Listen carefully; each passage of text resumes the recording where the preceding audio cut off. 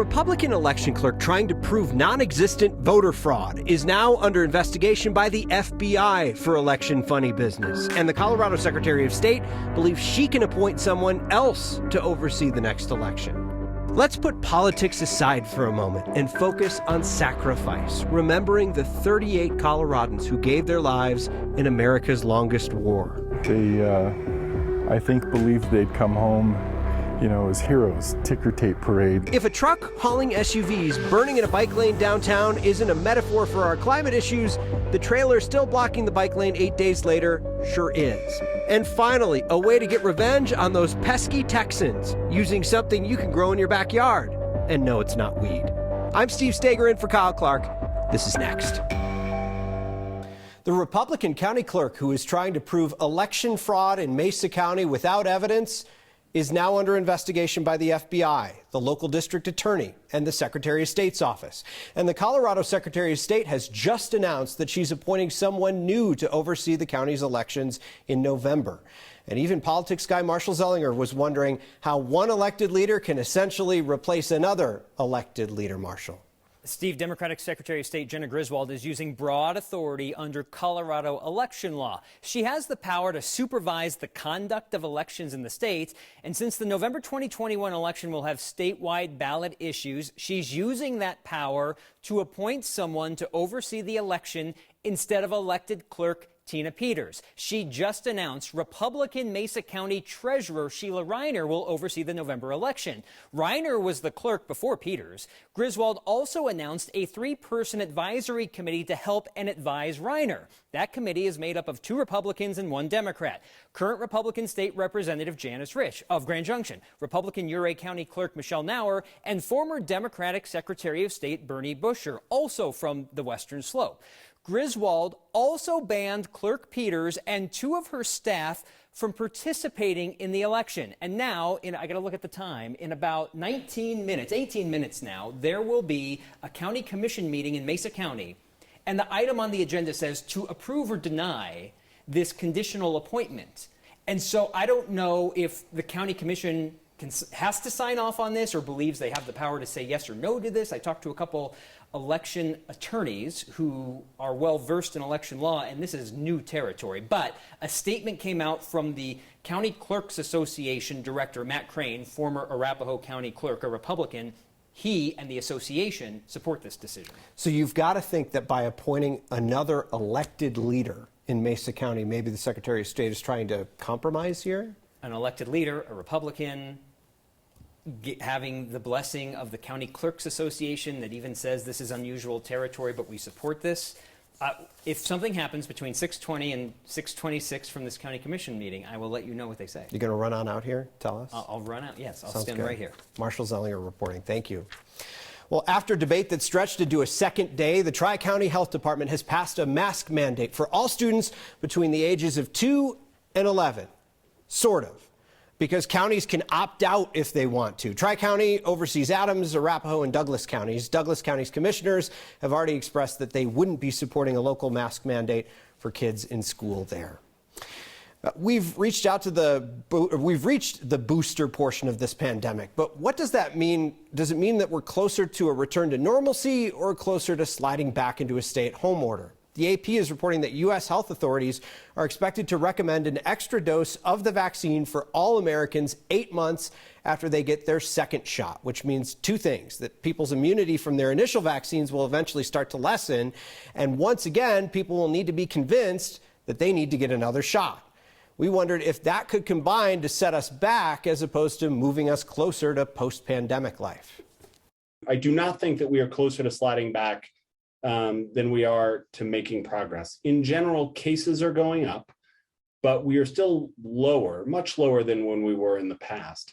There's no question that right now, this is the big jump in cases is largely among the unvaccinated. So it's clearly people who have not gotten any vaccines that are the ones that are the largest majority by far of the people getting infected. There are a lot of frustrated people, including some of you at home, who have been vaccinated. You feel like you've done everything right, and now it feels like things are going backwards because of the unvaccinated. We We asked Dr. Finnegan what healthcare professionals need to do to convince the unvaccinated to get those booster shots, as well as the actual vaccine. He says it comes down to reminding people that you can still get sick with COVID-19 even if you're vaccinated. The best way to keep yourself out of the hospital is with full immunity. So it's important that you keep that immunity going with one of these booster shots. Hey, do you remember that truck that caught fire in a bike lane in downtown Denver? The video made it here to our newscast because it was a metaphor. A burning truck hauling SUVs, blocking a bike lane the same day the UN issued a code red for humanity due to climate change, as Colorado choked on wildfire smoke and on ozone. Well, that was a week ago. Here's today. The trailer still there, smack dab in the middle of the protected bike lane. Bikes were swerving to avoid it when we were out there today. Denver's Department of Transportation and Infrastructure told me they didn't hear this was a problem until today. Again, this is in downtown Denver, near the 16th Street Mall. They say they're working to address it 8 days later. Can't help but think if that trailer was blocking a lane of car traffic, it would have been moved 8 days ago. Still a metaphor, huh? Well, as we try to process what's going on in Afghanistan, I would encourage you to take a step back from the blame game and the bickering for a moment. Try to pull yourself away from the heartbreaking photos you've seen while doom scrolling on Twitter for a few minutes, and take a trip to the Colorado Freedom Memorial in Aurora, like we did today, and remember our sacrifice, the sacrifice that our neighbors made in the last 20 years. Looking down through the names, you know, Danny Dietz, Christopher Sight, and Daniel Romero, Jordan Bear from Denver, David Carter. This is important. This visual record of what it costs each time America has gone to war, the price that Colorado has paid. I want people to see that and feel that here. Really is. It is a sad number. 38 that we have from Afghanistan, 67 from Iraq. Every generation finds their way to the battlefield, it seems. And it's tragic. Certainly we're seeing that now in the end of what's happened in Afghanistan. Yeah, it's sad. Right after 9/11, I mean, young people were signing up much like early in World War II. They were patriotic. I don't want them to lose that feeling. I actually called a couple of families the last couple of days because I wanted just to touch base, and I wanted to hear their perspective on that.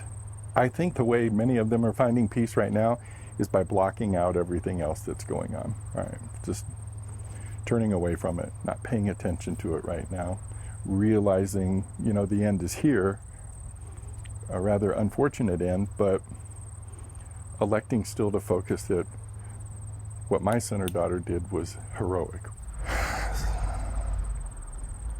Brandon Curtin, Max Donahue, Ian Weichel, and you look through the names and you imagine what could have been, maybe what should have been, and when they die on the battlefield, their war is over, but their family's war just begins. And those are the ones that are battling now, and I hope they'll know that here, in a typically quiet place, they'll be able to come and find some peace and see that Colorado has not forgotten, that we do remember their fallen and always will, and that it was not in vain. Was not in vain. Rick Crandall, founder of the Colorado Freedom Memorial, reflecting on the news of the week and the 38 heroes from Colorado lost in the last 20 years in Afghanistan. Well, while we were out at the Colorado Freedom Memorial this morning, we got a firsthand look at your generosity being put to work. Back in May, you raised more than $43,000 to help refurbish that memorial. And, you know, time hasn't been kind to it. The Granite Foundation was starting to crumble there. Well, they were working today to replace that foundation. They couldn't do it without all of you at home. And Kyle will be back here tomorrow with another small nonprofit that we can all help together. The ash and smoke is still hovering over the Denver metro area and most of Colorado. We've been describing it as air you can chew. But when might we start tasting it in our crops? We have masses of tomatoes, and we have two different sides, and of course, Texans are on the south side. Speaking of vegetables, it's the splat heard around the world, or at least heard around central Colorado. The history of the great Colorado versus Texas tomato war and why it's being brought back. Next.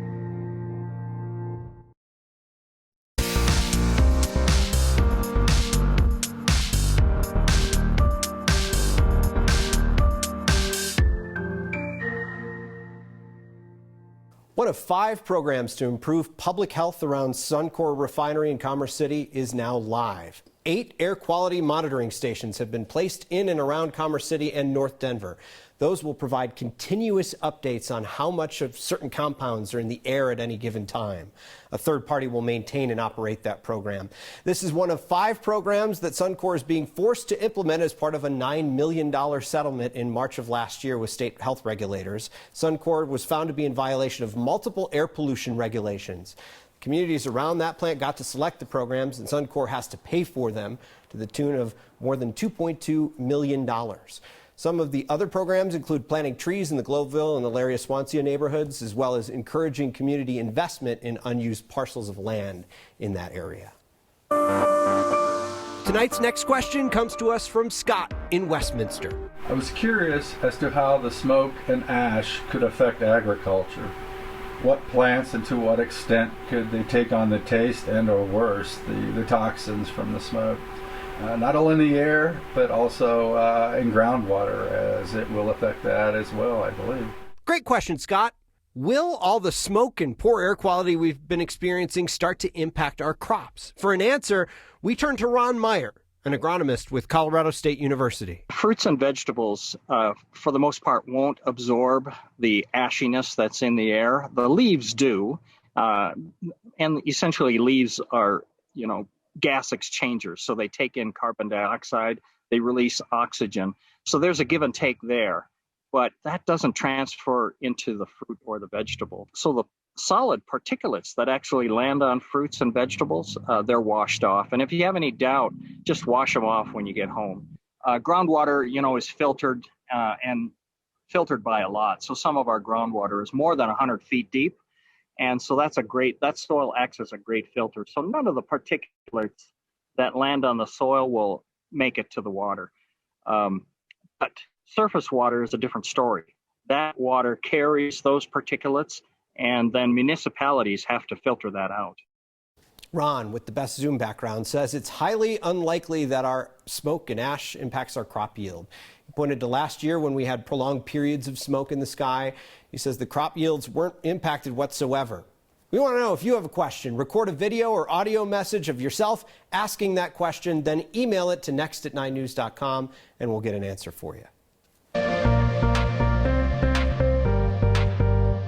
Hazy and warm again this afternoon with downtown temperatures in the mid-90s. We'll see these numbers for eastern Colorado again tomorrow, but some improvement, some thinning of the smoke. Today, air quality alert posted for ozone, not so much for the wildfire smoke, which we're going to see a lot of that go north of us. An incoming front from the northwest will bring in not only cooler air Thursday and Friday, but a good chance of showers right here in Denver. 60% chance of rain heading into Thursday afternoon. We've got some heavy rainers coming into the western slope and higher terrain areas tomorrow, but fast-moving storms that shouldn't linger over some of the burn scar areas. Brief shower tonight, then clearing. Our low 63, a hot high of 95 tomorrow. Scattered late-day storms, but Thursday cooler, highs in the low 80s with a 60% chance of rain. Great-looking forecast Friday, and then sunshine in 80s heading into the weekend. Since the COVID-19 pandemic began, you've had to bring your own water to enjoy Denver's parks in the summer heat, and that is not going to change, at least not this summer. Denver Parks and Rec has no plans to turn on the drinking fountains at city parks, not because of COVID, but because they just don't have the people to do it. Parks and Rec maintains 125 fountains in their parks and facilities. To turn them on, it's not just a flip of a switch. Someone needs to physically go to each one and turn them on one by one. They tell us that they're too short-staffed to do that. Normally, the department has anywhere from 500 to 600 permanent employees. It balloons up to over 2,000 during the summer because of part-time seasonal employees. But with budget cuts this year, they couldn't hire those additional people for the summer. It doesn't just impact the water fountains. The grass isn't getting cut or is getting cut less often, and the trash isn't being picked up as frequently either. Parks and Rec tells us that they hope to be back at full seasonal staff next summer. I think it all initiated when it was before Texas was a state and it was the territory of Texas. No blood-soaked battlefield. It is definitely a war, and not every tomato is going to hit anybody. But there was a whole lot of tomato juice everywhere. We'll catch you up on this historic conflict that you probably didn't even know about next. There's a Colorado war unknown to many, the annual Tomato War. Starting in 1982, Coloradans and Texans battled in Twin Lakes, Colorado, not with weapons, but with tomatoes. The catalyst was the owner of an inn who got tired of Texas tourists bashing their pristine rural area. So the initial goal of the Tomato War was to address the state's bitter rivalry and see who went home the cleanest. After almost 30-year hiatus, the Tomato War is going to be fought for a good cause.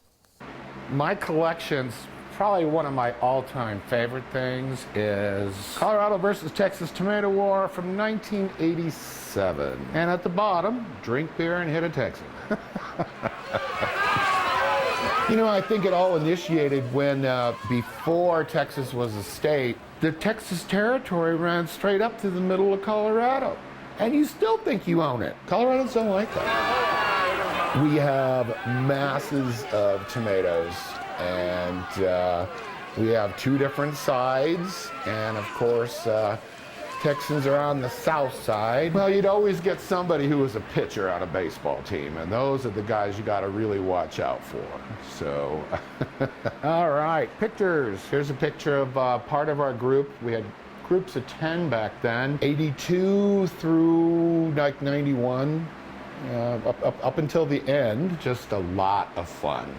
And now we're doing it for causes as well. We raised $1,900 last year for Cystic Fibrosis Foundation, and this year it's mainly going to Dolly Parton Imagination Library to help kids read, and they're also giving to cystic fibrosis as well. You know, it's another reason to get together, have a good time, drink beer and hit a Texan. That's what we call rivalry.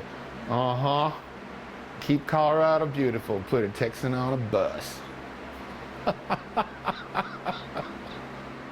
You've got to love that. The story of a bitter rivalry told through the lens of photojournalist Foster Gaines. What do you throw at a Californian? What piece of produce? Hit me up on Twitter. Hey, next. This year's event will be held in September in Buena Vista. It'll be hosted by the Buena Vista Rotary Club. There's still time to sign up if you want to participate. You can do that on the Buena Vista Rotary Club's website. We've posted a link to it in this story on 9news.com. It's a sign to stop in the name of Spock. That and your feedback next. It's a sign that if you want to live long and prosper, better use the crosswalk. Brad was crossing the street at Bellevue and Dudley in Lakewood when he noticed that the crossing light is a Star Trek fan.